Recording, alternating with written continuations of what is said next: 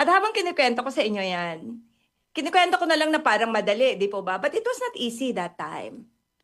Kailangan kong mangutang para may pambayad ako ng block time ko kasi hindi naman po siya mura, buwan-buwan. May mga iba na 5 linggo ang Sunday, so mas mahal siya. Pag 4 lang na linggo, so mas mura ng konti. And so, nangutang ako ng pambayad ko sa block time ko. Yung mga ibang friends ko nag-donate. Miss Yeng Altares, part ng kanilang tithing, binigay nila sa Winner Ka Pinoy. My best friend, Jack De Jesus, she helped me with the payment for the block time. Miss Evelyn Alvarez, nalala ko, you were buying from me CDs ng Winner Ka Pinoy. Binaburn ko yung mga episode ng Winner Ka Pinoy on CD, tapos binibenta ko na 50 pesos. And Miss Evelyn Alvarez, Lynn, you were one of those people na kasama ko sa journey natin sa Winner Ka Pinoy. And thank you so very much. I was so blessed with people who helped me from the start. Dr. Echel Villanueva, Tito Danny Villanueva, nagdo-donate kayo ng mga giveaways during anniversary. Sometimes she would give cash gifts to Winner Ka Pinoy. Mr. Ed Manukduk, thank you so much. You gave cash gifts to the Winner Ka Pinoy Love Fund. So, ang dami niyo po talaga na naging bahagi ng kwento ng Winner Ka Pinoy, and parang sinasabi sa akin ng Diyos na, oh, you see, hindi ka naman talaga nag-iisa. Hindi ka naman talaga nag-iisa, kaya po yun ang lagi kasi sabi sa ating intro.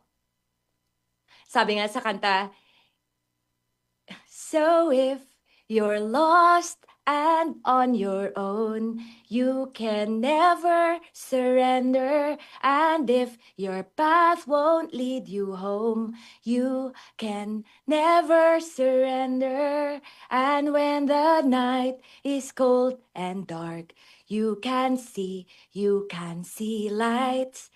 'Cause no one can take away your rights to fight and to never surrender, never surrender. So, never surrender. Kung may pangarap ka, kahit gaano pa ka-imposible yan, magugulat ka na you can see light. And no one can take away your right to fight and to never surrender. May mga kaibigan ako noon na sabi nung nalaman ko magkano ang binabayad ko sa block time. Na, grabe ka, sayang naman yung pera mo, sayang daw yung pera ko, imagine. Tapos,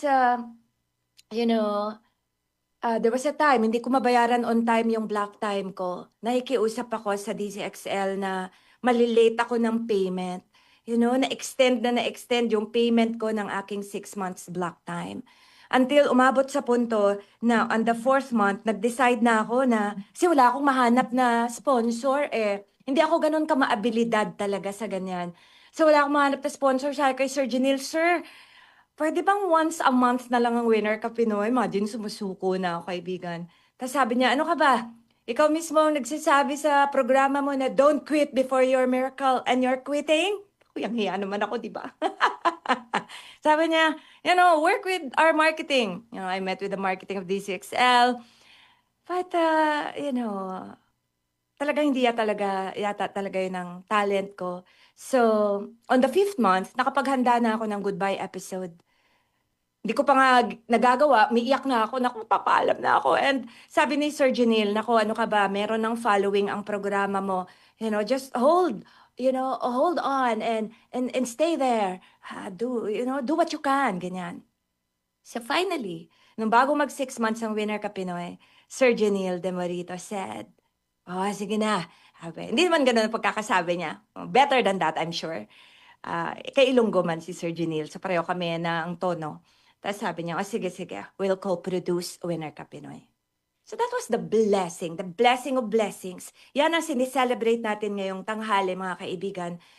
Divine providence, na parang sinabi na, you see, if you really want something and you're motivated by love and you want to serve, talagang gagawa ng paraan ang universe to conspire to help you succeed.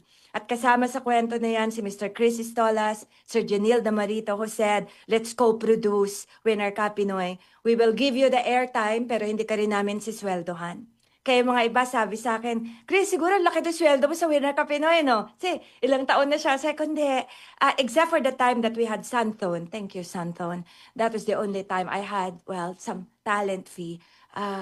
Walang sweldo ako sa Winner Ka Pinoy. It's really a pay it forward. And thank you, Sir Janil. And then after that, when Sir Janil already left DCXL, ang nagpatuloy naman ng ating Never Surrender story was Sir Body Oberas, the former station manager of DCXL.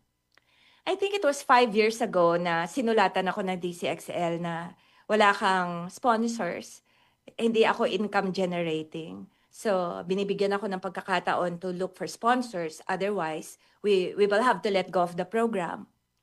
So sabi ko, kung talagang yon na talaga hanggang doon na lang ang aabutin ng Winner Ka Pinoy, then so be it. I think 7 years of Winner Ka Pinoy is already good, di ba? And it was Sir Buddy Oberas who wrote to Sir Rico Canoy na, let's give Chris a chance. Let's give Chris a chance kasi the program is beautiful and there are a lot of people who follow Winner Ka Pinoy. And kaya po, pumayag si Sir Rico. Sabi niya, okay, just tell Chris to still continue looking for sponsors. Hanggang ngayon wala pa yung mga sponsor. And so you see, it's a blessing na our Never Surrender Winner Ka Pinoy story was not my story alone. Maraming tao na ipinuwesto, Mr. Chris Istolas, inimbita ako for that interview, and then kung hindi nila ako kinita, baka wala ako sa DCXL ngayon, or baka wala talagang Winner Ka Pinoy.